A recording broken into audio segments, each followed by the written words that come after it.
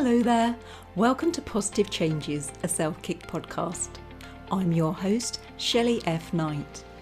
I'm a former nurse and clinical hypnotherapist, turned podcaster and author of Positive Changes, a self-kick book, and Good Grief, the A to Z approach of modern day grief healing. In each episode, I aim to share my clinical, spiritual, and personal experience to help you feel inspired to create your own positive changes in life. Fear not, it's not just me.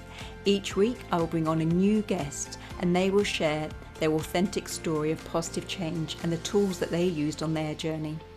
So, if you're ready to be inspired, let's go.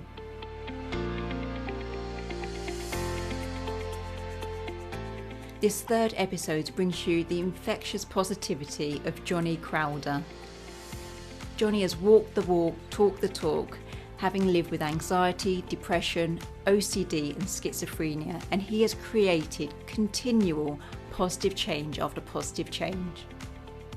You know, every few months I had a recurrence of the lowest point in my life, and I could feel it coming. Like, you know, I'd have the deepest, darkest 2 months of my life where I'm thinking about ending my own life every day. I'm completely reclusive and shut in. And then I go into a period of mania and I'm like, I'm out of it. This is great. And then I feel that rumble like, oh no, I'm about to have the worst 2 months of my life again. And it happened like that in cycles for a decade. So it's difficult to tell somebody, like, when they ask what was the hardest part, I'm like, the hardest part was every 2 months for 10 years. It like kept happening like Groundhog Day. Please do share this episode with anyone who could benefit from Johnny's wise words and gentle humour around mental health. So today on the show, we're joined by Johnny Crowder, and he's a mental health and sobriety advocate, founder and CEO of Cope Notes, TEDx speaker and musician. So hello there, Johnny. Howdy. I love your background so much. Is that can you remind me, is that amethyst? That Yes. stone? Yes. It's beautiful, that purple one. I went through a purple phase and I've got a lot of amethyst. Love it.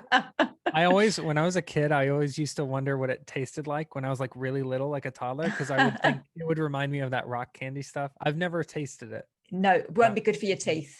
I'm assuming it tastes a lot like rocks. Never tried it, just looks nice. So bless you, you've got quite a story to share, because I know you've been sort of like the brink and back. So please do share your story of positive change. Well, there's no really neat way to button it up or sum it up. So I'll share as much as I can, and then maybe we can dig into it after. But I grew up around drugs and alcohol and abuse. And over time, I falsely learned that I wasn't valuable, that my opinion didn't matter, that I would never become anyone noteworthy, I would never accomplish anything. So I learned all of these negative, false ideas about who I was and my role in a family, my role in a social circle or in the universe. And it took a long time to get over that. So those feelings and ideas manifested as depression, anxiety, bipolar disorder, schizophrenia, PTSD, big long list, OCD especially, big long list of diagnoses. And I started treatment in high school. I went to college. I went to university for psychology, and I wanted to become a clinician. But then I got involved with peer support and doing public mental health advocacy, and that kind of changed my whole trajectory. So if you were to listen to my band when I was 16 years old, it was songs about being angry, songs about, you know, getting revenge. And then you listen to my songs now and they're about like persevering and consent and sobriety and trying to find the silver lining. And it's just, you know, I look at myself and think, you know, right now I have positive mental attitude tattooed on my whole torso. Like, it's huge, PMA. And I saw a photo of myself recently. This is going to sum up my whole life story when people ask me, what's your journey? So I have PMA tattooed on my whole torso right now. And I found a photo of myself on Facebook Memories from high school, and I was wearing a shirt that said negative attitudes. And I was like, wow, that's the difference. I look at myself 10, 15 years ago as someone who was angry and confused and sad. And now I still feel pretty confused a lot when I think too hard about something, but I'm not nearly as sad and angry as I used to be. You've really been on a journey, like, because you're a mental health advocate, and some people do it because they think it's the right thing to do. But you're one of those people that I absolutely love because you've walked the walk, talked the talk, and know it. Do you know what I mean? Like, it wasn't just like, oh, I felt a bit depressed, Shelley. You've had depression, anxiety, PTSD, you've had trauma, drugs, alcohol, you've had the whole lot, which, helps you now and helps others. But it is quite a journey, bless you. Honestly, someone brought up the other day something that I haven't considered, which is that, so I often say that I feel like I didn't have a choice. Like, mental health advocacy was the avenue that allowed me to turn something negative in my life into something positive. And someone said, no, you did have a choice. You could have just continued perpetuating that cycle. You could have chosen to bury your head deeper in the sand. You didn't have to help anybody with this. And it kind of rocked me, because I think a lot of people who do work for other people, no matter how you serve other people, if you care for a loved one or you work in, hospitality or whatever, there's part of you that thinks you have to do it or that you're supposed to do it, but really that's your instinct. You can turn your back on your instinct at any time. Like, all people do that all the time. So choosing to go with your gut and trust your instinct and leverage your experience to create something positive, I always forget that that is a conscious choice. It's not automatic. Yeah, because we do make choices all the day, every single day, and it's whether or not we make a positive or negative one. And I love the fact that now you've got PMA on your tummy, but in the past you sort of like would have brandished a Yeah. negative top, and sang about anger. And I love it. I mean, when you say you still have sad and angry days now, which I think is brilliant, because when I'm encouraging people to make positive changes, it's not all like jazz hands. You're gonna Yeah. live happily ever after. Do you know what I mean? It is sort of like It's just not all jazz hands. I it's love not that. though, is it? Do you know what I mean? Maybe it is. Maybe I got it slightly wrong, Johnny. Who knows? But I do have duvet days, and I do just think, oh, leave me alone. I'll be over here with my cup of tea, my biscuits. But we're making choices all the time, and I love just how different yours are. So you've been on this journey, and what was your lowest point? It's hard to pick. So I had, without getting too technical, there are a couple different kinds of bipolar. So the bipolar that's more common that you like see on TV and in magazines and stuff is the type that goes like this. It's like up, down, really fast swings. So you're like having a great moment, and then the next moment you're having the worst moment of your life. I had some periods of my life that were like that, but most of the time it was, I think it's called long cycle. I forget the actual term for it.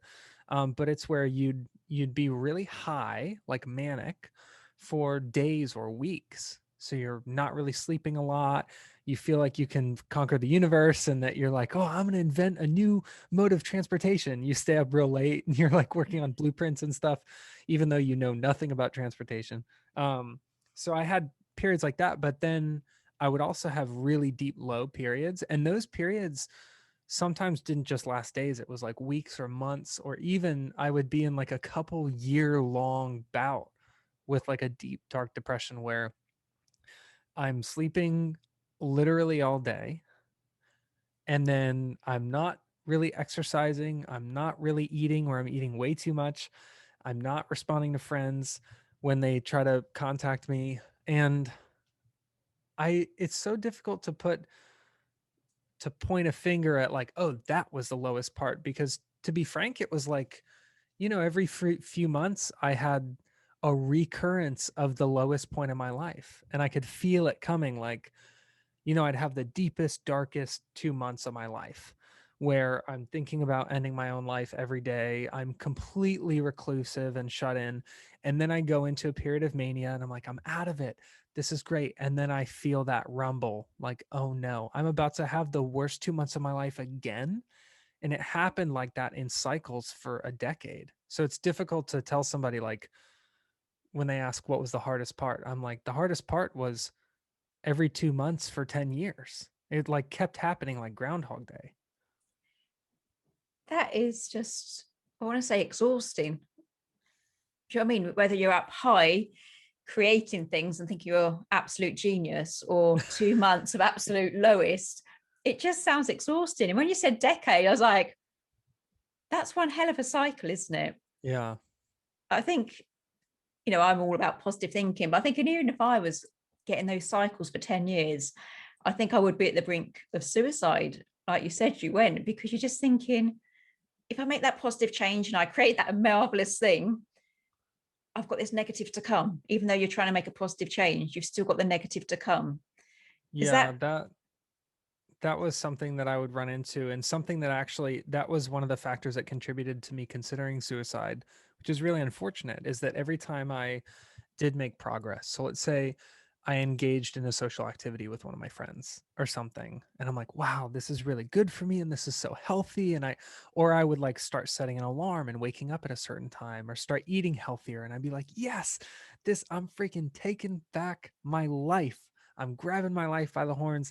And then inevitably, it, even if things were going well, I would kind of feel that feeling of like, when the tide goes out right before a big wave, yeah. I would think, oh no, even my progress will get swept away when this next wave of depression comes. So it was defeating. Even in a victory, I felt defeated, if that makes sense.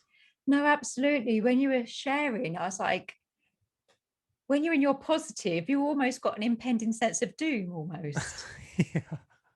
Do you know what I mean? It just seems really almost like an oxymoron. Like even in your good days and Hmm. your good mindset, it's kind of the negative's going to come. And is it going to come because of the PTSD, because of the depression, the anxiety, because of chemicals? Why does it come back?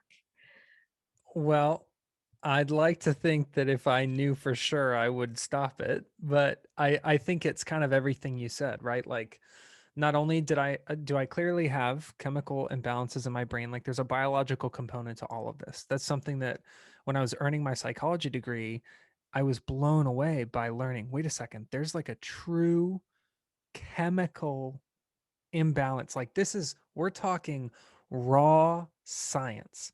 It's not, I'm feeling sad, so I had some ice cream. Like there's a real chemical reaction happening. There's a biological basis for this.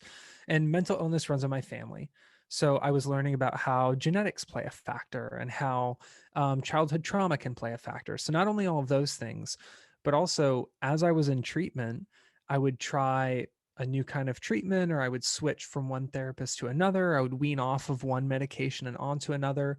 So there were a lot of factors, and all of that was taking place inside of a human life, which is one of the most volatile things we've ever seen. Like, girls break up with you, you have to move, your friends stop, like get involved in new social circles, and then you pursue new hobbies. Like, there are so many different challenges, and I think layered, like if you take the biological, like chemical scientific component of what was happening, and then you take the circumstances around treatment, and then you take the human level of just constant change, those three things together, they created this cycle where every day I woke up and I thought, it's really unfortunate, I didn't wake up and think, wow, this could be the best or worst day of my life. I would think this could be the worst day of my life.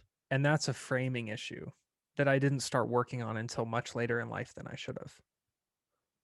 And how did you come to the realization? Was that from the talking therapies or something else? Well, um, a big part of it was therapy and medication, but a lot of it was around um, logic. Like I started reading about philosophy and really thinking critically about, like, logically, how much of this situation that I'm feeling, this feeling that I'm feeling, how much of it has a sound logical basis, and how much of it is maybe my emotion, that one of my mental illnesses is taking that emotion and amplifying it to the point where I can't hear my logic. So I would say one of the biggest shifts for me was being able to say, being able to switch from saying, I'm making a big deal out of this, to saying, my anxiety is making a big deal out of this. Once you can separate yourself from your diagnosis, you're on your own team again. You don't feel like you're fighting yourself. You're like, no, it's me versus my anxiety, and I can do something about it. So people listening that are really relating to this, how can they start to separate their anxiety, which is all consuming, and they believe it to be real? I don't think that's the right word, but as you say, it's a choice. How can they start today to sort of break it down and bring it back to themselves? So this is going to sound silly, but it's helped me a lot. One thing that I would do, actually, I still do this, full disclosure, and it does help. I talk to myself in the mirror. And there's something really powerful about seeing yourself speak. So if you are talking to yourself in the mirror and you say, let's say you have a thought. So I'll give this as an example. I've broken my nose several times. And after I broke my nose, I would think my nose looked so crooked and so ugly. And I was so focused on, every time I'd walk into a room, I'd think everyone's looking at how crooked my nose is. Everybody knows that I broke my nose before. And so what I would do is I'd look at myself in the mirror, and if I said anything negative about my nose, I'd see myself say that and I go, that's not me. Johnny Crowder doesn't say mean stuff like that. Like, Johnny Crowder wouldn't say that to somebody else in the mirror. He wouldn't say that. So seeing yourself say something negative, it kind of rattles you and say, well, that's not Johnny Crowder saying that. That's somebody else. Who the heck is bringing that thought into my brain? So if you have trouble separating yourself from your thoughts or your emotions, talking to yourself in the mirror, it's like a really jarring, like it shakes you awake and it makes you realize, oh, that thought, seeing that thought come out of my mouth looks like somebody else. So let me keep talking until I say something that sounds like me. You know what I mean? I think that's really powerful. I'm aware of like the mirror work from Louise Hay, and she gets, well, anyone, but it's kind of always been aimed at women that I've used it with. And it's just to look in the mirror and tell yourself that, I love you. And I'm amazed that so many women can't do it. And they can't even say, I like you. So you have to start by sort of saying, hello, Yeah. good morning. And it's like everything, the good and the bad, we have to work through it. But I think mirror work's really powerful because we do, like, even, getting ready in the morning, you might think like, oh God, I'm looking older. Oh my God, I've not slept much. And you Mm-hmm. just start that self-critic. And, the world is so judgmental. So, you've got to start the kindness with yourself. So I think that's just a brilliant example. You're saying like, I wouldn't speak to someone else like that. Exactly. Why am I speaking to myself like that? So I think mirror work's really powerful. And I also, this is going to sound silly too, but I do this all the time. I call myself buddy a lot because that's something I call other people, like, a waitress or, a dog. I'll be like, what's up, buddy? Good morning, buddy. So if I call myself buddy, it fosters this feeling of like familiarity and friendliness, kindness. So if I feel myself being harsh towards myself, I start to call myself buddy. Even when I make a mistake, I'm like, come on, buddy. And then saying buddy makes me, it like triggers something in me that makes me act as kind to myself as I would be to somebody else. I love the word buddy. I don't use it enough. I'm thinking, hang on, that's got a really cute sound to it. You're kind of Oh like, yeah. buddy. Yeah. It's hard to be a jerk when you say buddy. Yeah. It's jerk proof. We're all going to try it. When you spoke about your childhood, bless you, there was so much going on around it. And you said that, which I thought was amazing, like you got all these false ideas of who you were and what your worth was and your esteem and all things like that. So how do you move on from these false ideas? Because I'm sure so many of us carry things, whether it's money blocks, opinions of ourselves that aren't ours to carry. It is the childhoods and the parents and the teachers and the neighbours and anyone that's passing that wants to be negative. How do we move on from the false ideas and find our truth, our true self? Dude, so that's something that I'm still doing now. And I think, like, I'm fine if this is the hill that I climb for the rest of my life, is like unlearning that. That's worth it. I'd rather die climbing that hill than live at the bottom of a different one. Like, I grew up, so for example, I think you brought up money, and money has been a huge issue for me because I grew up thinking that I wasn't worth anything. If something is $1, I don't deserve that. So now as an adult, you have to pay for gas for your car, you have to pay insurance, and, you have to pay for your rent. So it becomes more and more challenging because you lose more of an ability to like skimp out on yourself. You have to say, well, if my rent is $800 or $1,000, you're like, man, I don't think I'm worth $800, but I have to pay $800. So what does that say about what I think I'm worth? So I think it's a lot of cross-referencing. Like, even like I said, paying for a tank of gas, it's like you you start to realize that you're a person too.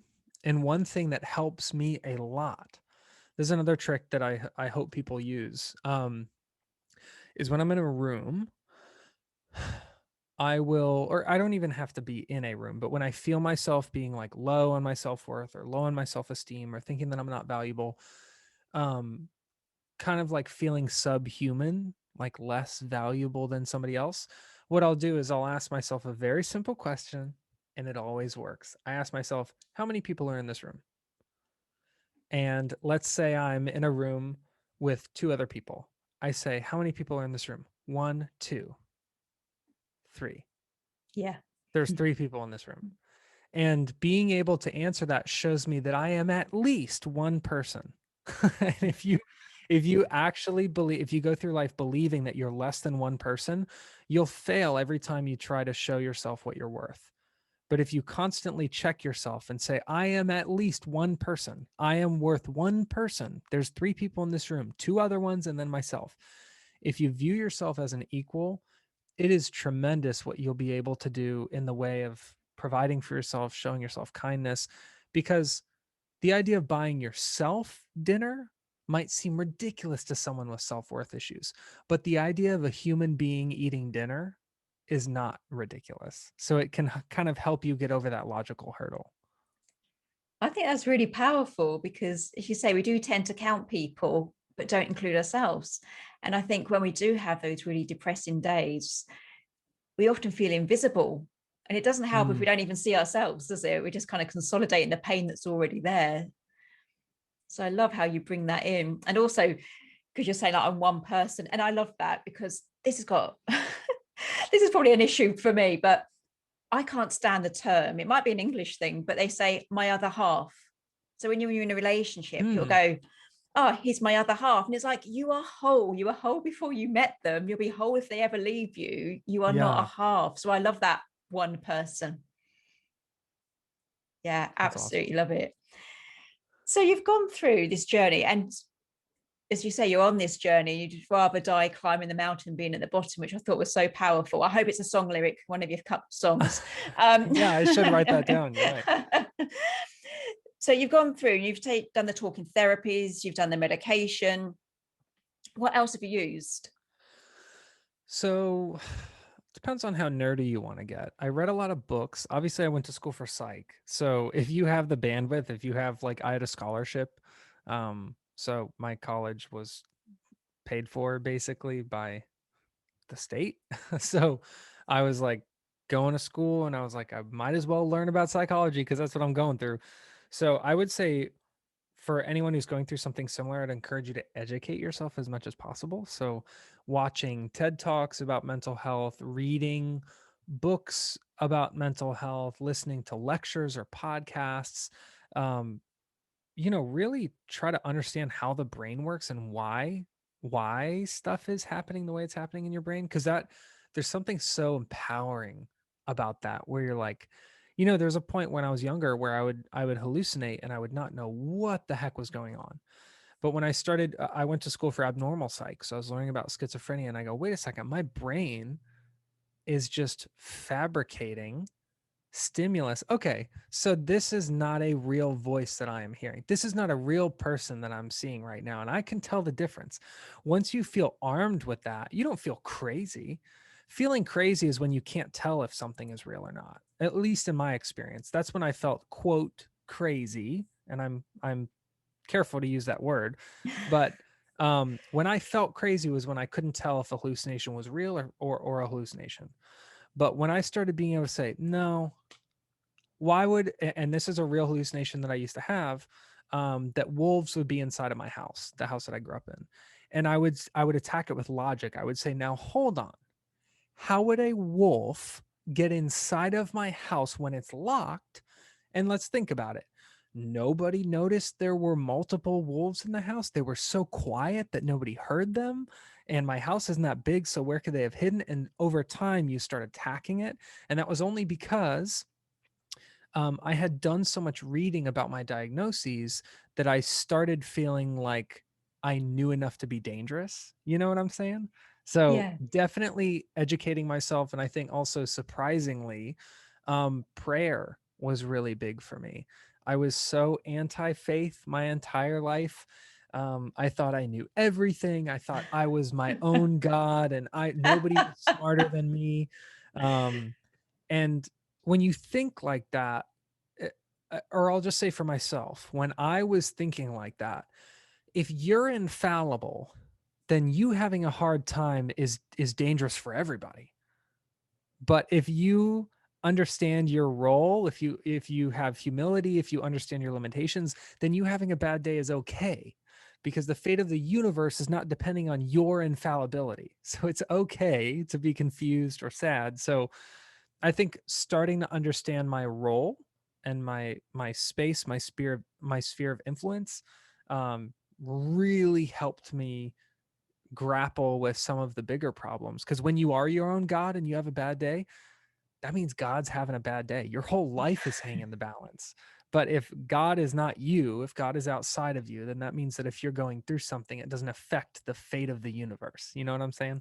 Yeah, and I love that. I love both those points, the faith and the education.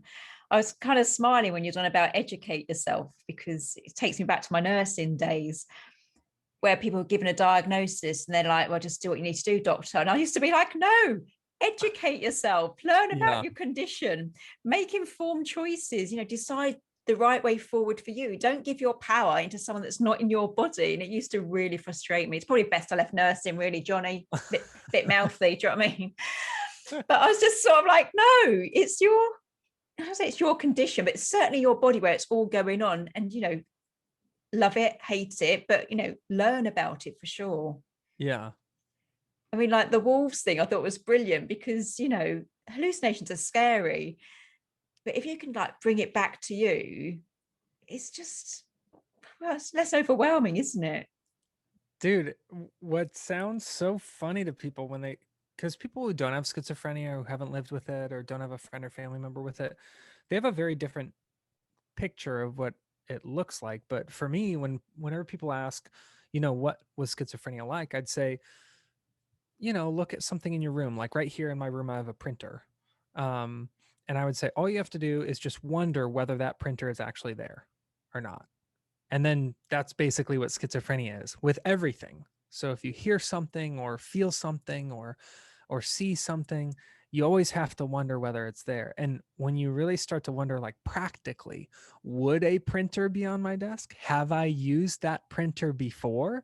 And you start, oh yes, I have the receipt for that printer. So I have evidence and proof. It makes it actually easier over time to identify, here's what it is. Wow, I've never thought about it like this. So when you have a dream and everything seems normal in the dream, and then like a clown rides by on a bicycle and you're like, what the heck? Oh, this is a dream. That's how you snap out of thinking that your hallucination is real. At least for me, I shouldn't say you. That's how I would snap out of it. Was I would see something that didn't add up. I'd look at all this context and say, okay, everything in my room makes sense. A wolf? That doesn't make sense. Let's run through some exercises thinking about how practical of an idea it would be for a wolf to be here. And slowly I could kind of debunk it to the point where I would literally look at a wolf that I was hallucinating and go, you're not even real. So shut up, get out of here, like get out of my room, and I'll close the door behind you because you're not even a real thing in the first place.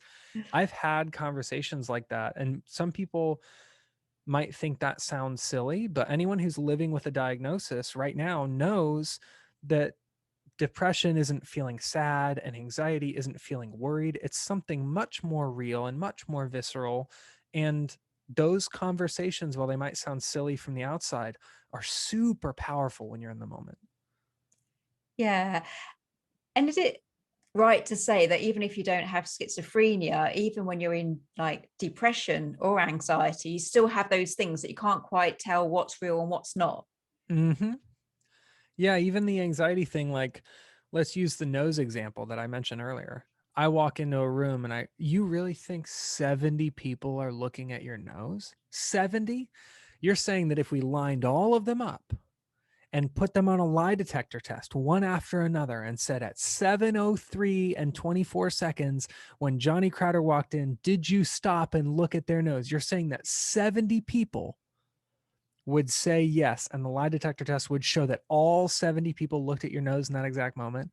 That is extremely unlikely. So that's how I talk to myself when I experience that depression or anxiety. I kind of grill myself, interrogate myself, like, that's what you really think?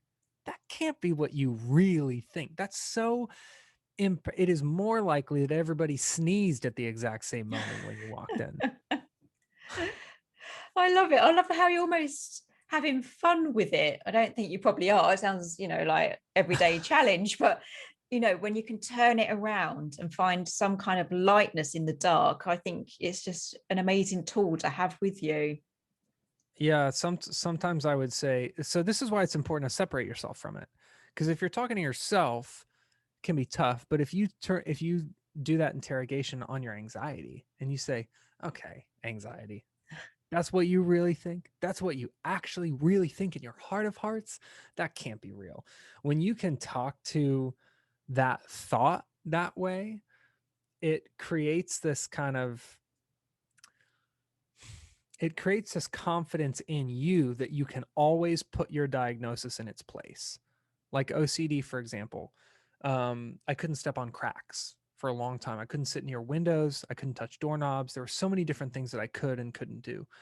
And I remember having a conversation like this with myself around stepping on cracks, where I believed that if I stepped on a crack, it would this is going to sound ridiculous to anyone who's lived without a diagnosis, but I used to believe that if I was going to step on a crack, there was a tiny blade, kind of like a razor blade or a knife or something, in each of those cracks that would hurt only my feet. And it would come, for some reason, I thought it would cut right through the sole of my shoe and into the bottom of my foot.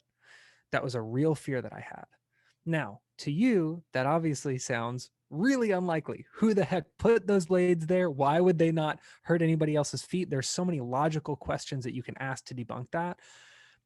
And that's what I would have to do. So all the questions that just popped into your head, like, wait, what would be their motivate? Even if someone could do that, and what kind of blade pops up, and what is it, an invisible blade? Like, so many questions.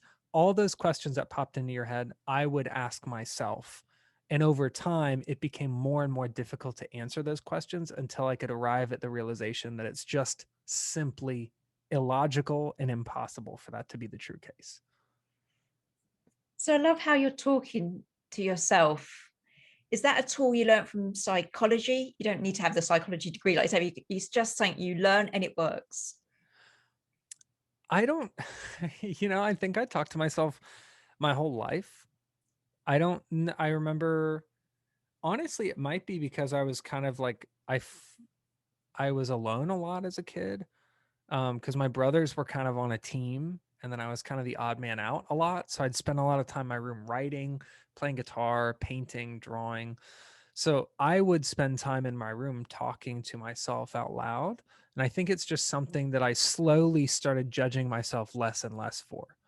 Where now I'll talk to myself out loud and I don't judge myself at all for it because I know how healthy it can be. But I didn't start that as a kid knowing that there's a psychological benefit. I just learned 20 years later that there is one.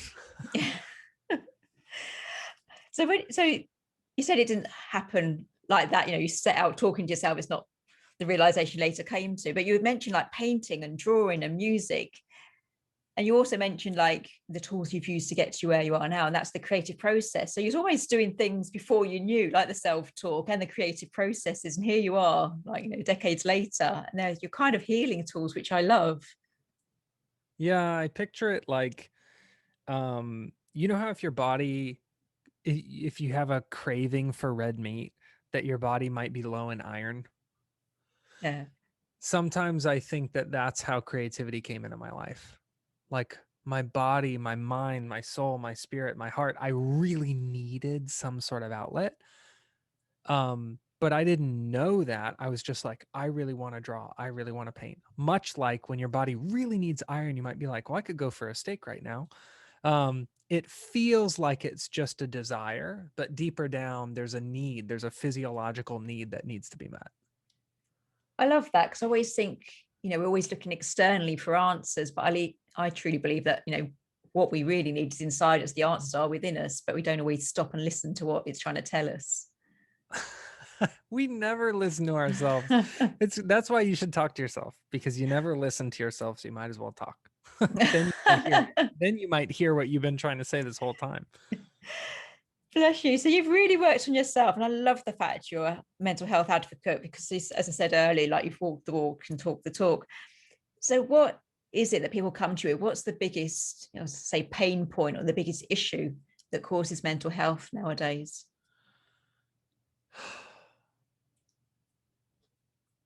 That's an awesome question. Thank you.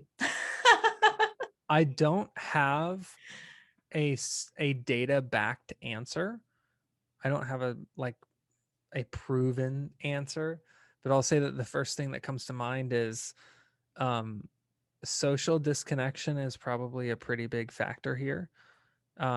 Either, and I mean that in two ways. So either you don't have a lot of healthy social connections in your life, and that can foster kind of like an echo chamber where unresolved issues can persist, or you are in a social circle, but the connections are not strong enough for you to actually share your true self with your friends and family members.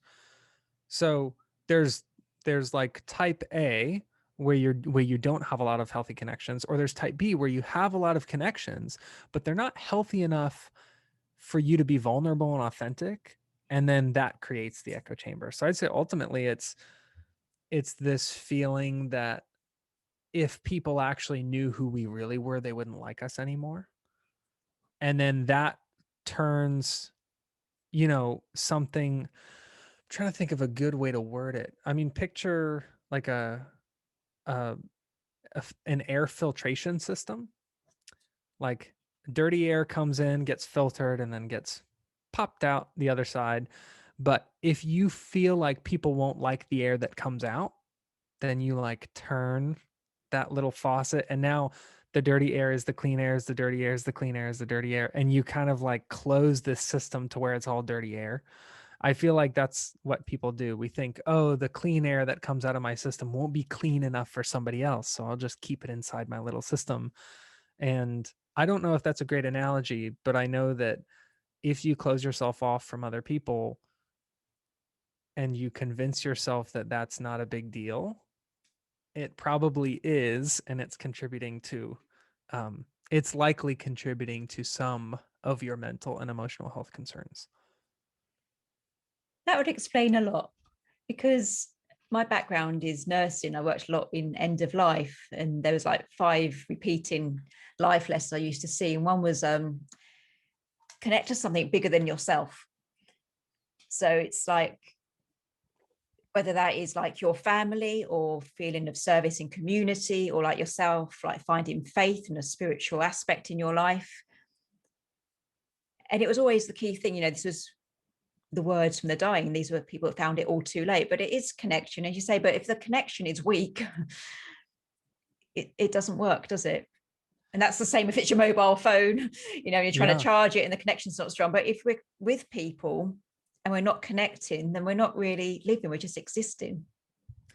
But I will say, I want to encourage people. So even though this might sound like it negates what I just said, I also think that you should have connections. So even if you can't, you're checking out at the grocery store and there's a cashier, they might not say, hey, tell me your whole life story and let's spend 5 hours talking about your childhood. But that connection is still important, that little micro interaction that you have with a stranger, just making eye contact and being cordial and seeing that another real living person acknowledges you and you acknowledge them. That's powerful. So I'm not saying that if you have a bunch of acquaintances to drop them. I'm saying if you have a bunch of acquaintances, you're halfway there. Just make those people your friends in real life, like double down with those people and create connections. So I just want to clarify, I'm not saying acquaintances are bad. I still think everybody needs those micro interactions. I'm just saying don't let that be all for you. Yeah. I think we sort of, you have like friends and you have acquaintances and things like that, but it's almost like you need to be courageous and be a little bit more vulnerable, maybe share a little bit more about yourself, to deepen those connections. But I do love like the little snippets of conversations. Years ago, I worked in a supermarket and I was so happy, Johnny, like seriously so happy as a checkout chick, as we call them here. I was there and I was just like, these people would come through all different ages. I'd be scanning the bread and the tomatoes, I know, marrow, fat peas, whatever. And it's just, how's your day? How's your week been? And I loved that little snippet. I didn't want the deep things. Do you know what I mean? It's very, maybe my soul wanted deeper things because I then did nursing for decades. But at the time, I loved the simplicity, like, hello, how are you? Next. And then I went into nursing where it was those deep connections. What's life about? What the life lessons. So as you say, there are different kinds of connections. And it's probably more important to have small connections than no connections where you feel invisible again, which I always think is really risky in mental health when you don't feel visible. Yeah. I also think that sometimes you just have to take the first step. Like, you wish other people would open up to you, but you're not really opening up to people. Like sometimes you just have to be that person that shares and then see how it goes. Like you have to step out on that rickety bridge and be like, in an interaction like that where someone's like, a coworker is like, how was your weekend? You're like, honestly, I've been really worried about my dad because he was diagnosed with cancer a couple years ago and I had to go visit him. And it's just really like emotionally complicated because we never even had a good relationship, you know? And then that person, you never know, that person could go, yeesh, leave me out of that. Or they could go, yeah, my mom got diagnosed with breast cancer in 2017 and it changed the whole dynamic of our family. And all of a sudden you have a friend and you never know if you don't roll the dice. Like sometimes you do have to be that person to just share a little bit, just a sentence or two and see if they take the bait. Because if they do, you guys might provide so much relief and comfort to each other, but you never know if you don't try. I think that's beautiful. I really do. I truly believe, even with my annoying positivity, I just think that everyone's fighting a battle, and we don't know that. We just think it's us and we sort of isolate ourselves, which doesn't help connections. We tend to isolate, we don't want to share because it's just us. It's almost like a secondary gain. Like if we take one problem and we're holding on to this problem, but, just share because someone's going through something. They've got to Dude, be.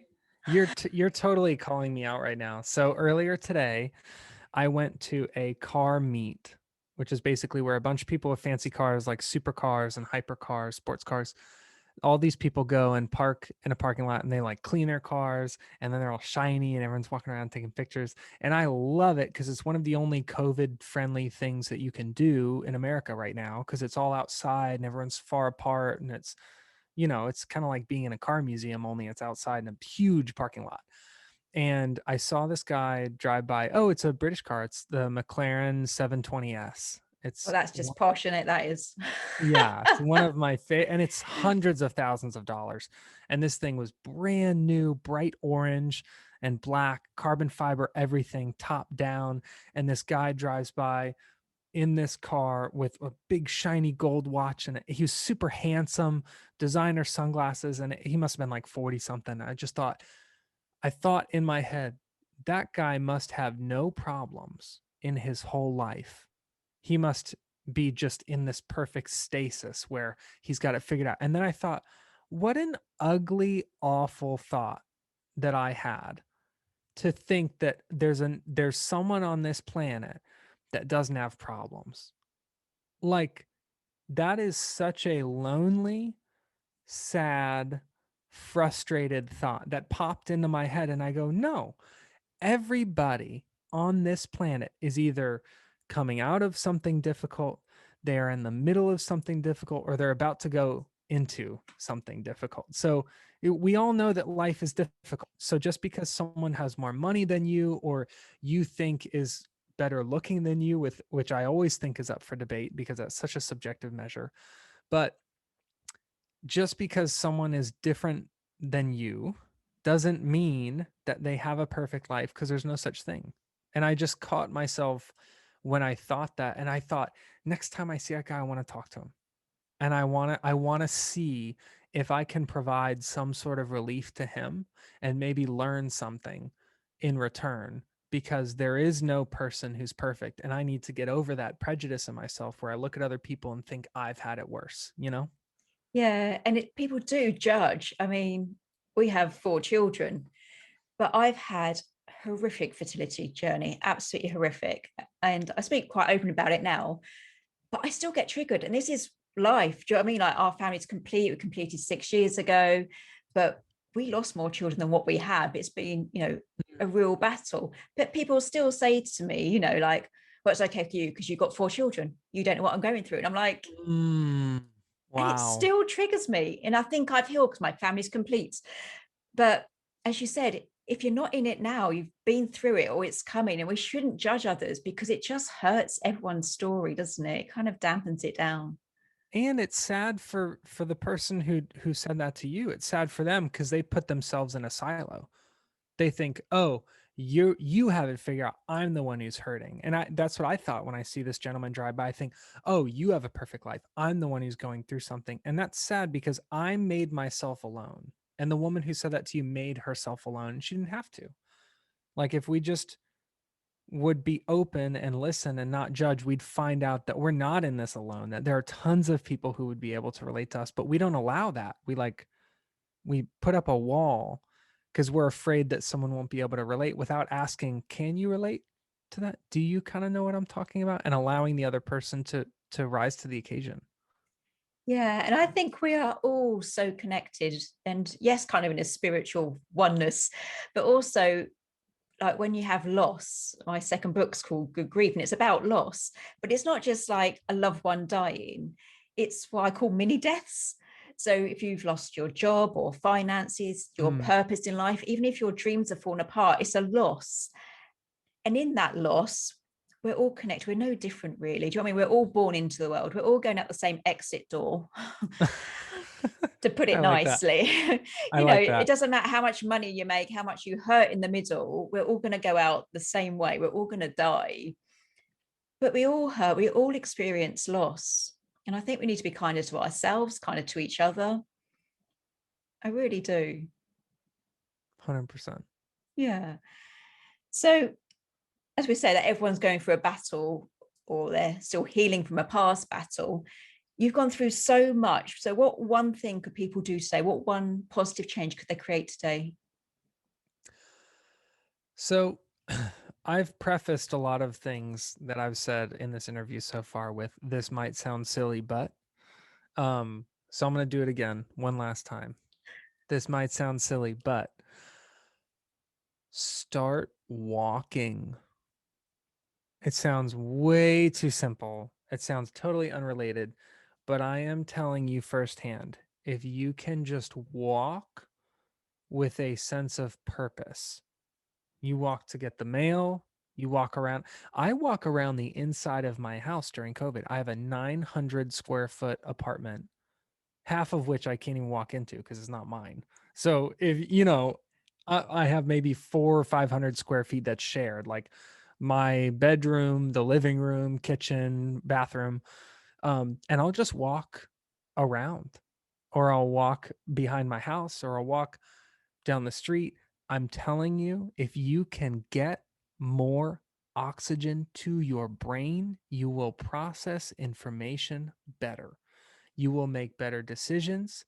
You will feel more rejuvenated and relaxed. You will sleep better. You will stress less. I am telling you, probably half of the pressure, of the strain that your brain is feeling right now, whether it's via anxiety or depression or bipolar or loss or whatever addiction, I encourage you, and this is not a panacea, so it's not going to magically fix everything, but I encourage you to try getting more oxygen to your brain, whatever that looks like.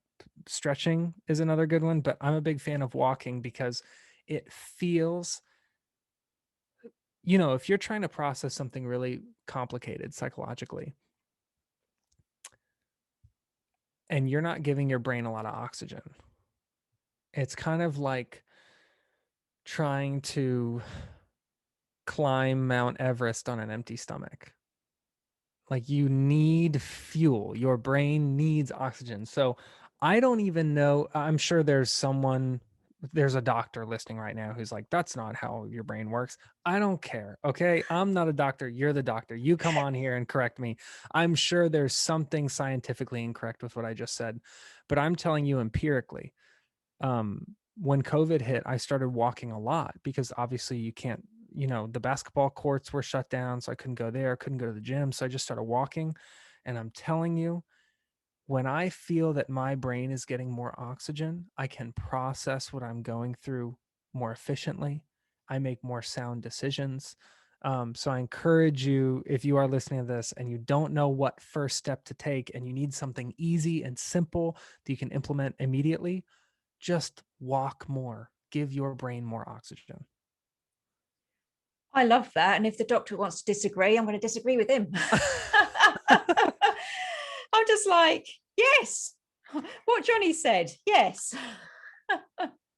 Yeah, we just need to, it's sad that we don't give ourselves what we need to get through what we're going through. We don't give ourselves fuel or assets or tools. And like, that's why I work in mental health advocacy. That's why I created a mental health tool. That's why I speak at schools and hospitals and prisons and churches, because we make that first step so hard in our mind. We make it this huge, scary thing. We picture the top of Mount Everest.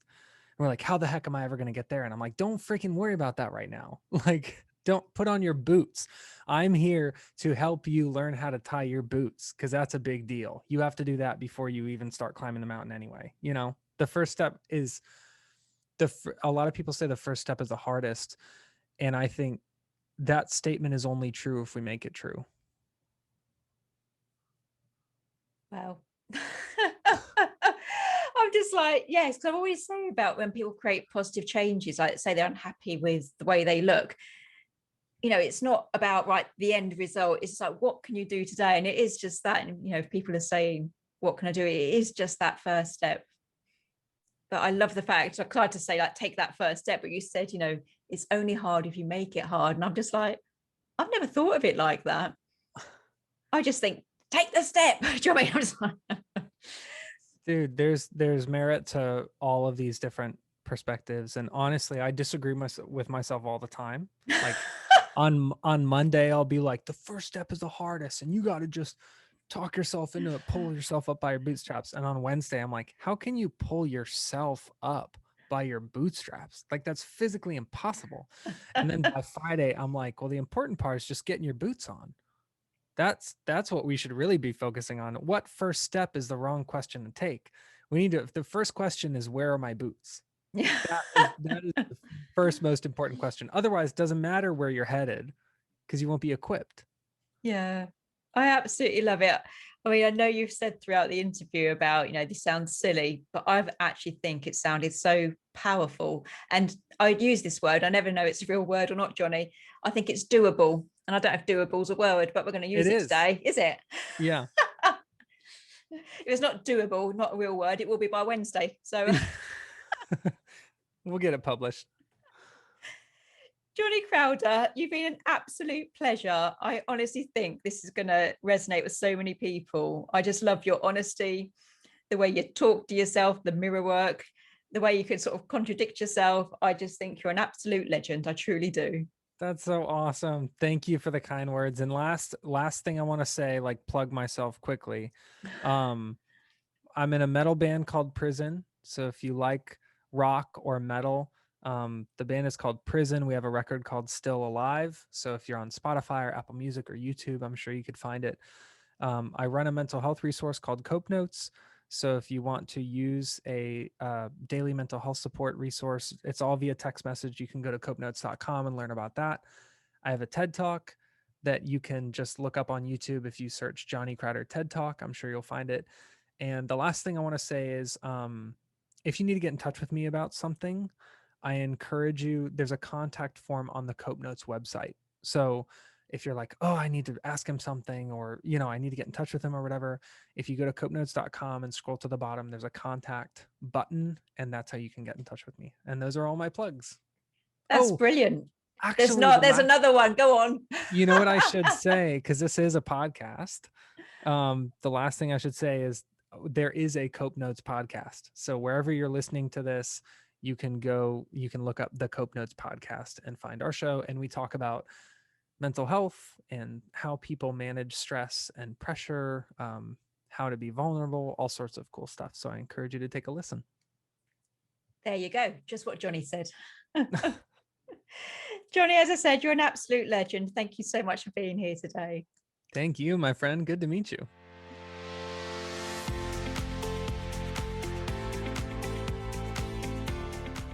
If you enjoyed today's episode, please make sure you subscribe and leave a positive review. If you would like to create your own positive changes, you can buy Positive Changes, a self-kick book from all online book retailers or from shelleyfknight.com. If you need a dollop of positivity until the next episode, come like and follow us over on Facebook at Shelley F. Knight, Life Goes On. As always, I've been Shelley F. Knight, and you've been amazing.